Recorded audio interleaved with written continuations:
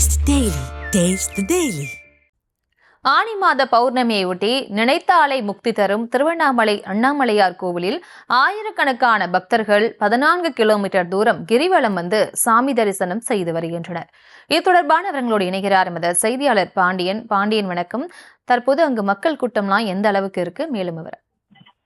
வணக்கம். திருவண்ணாமலை அண்ணாமலையார் கோவிலின் ஆனி மாத பௌர்ணமி தினமான இன்று அதிகாலை முதலே ஆயிரக்கணக்கான பக்தர்கள் திருவண்ணாமலைக்கு வருகை புரிந்து அண்ணாமலையார் கோவிலில் அண்ணாமலையார் மற்றும் உண்ணாமலை அம்மனை தரிசனம் செய்து 14 கிலோமீட்டர் கிரிவலம் மேற்கொண்டு வருகின்றனர்.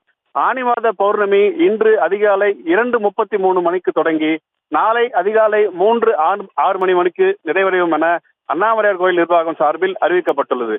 இந்நிலையில் பக்தர்கள் இன்று இரவு கிரிவலம் மேற்கொள்ளலாம் என்றும் அண்ணாமலையார் கோயில் நிர்வாகம் சார்பில் அறிவிக்கப்பட்டது.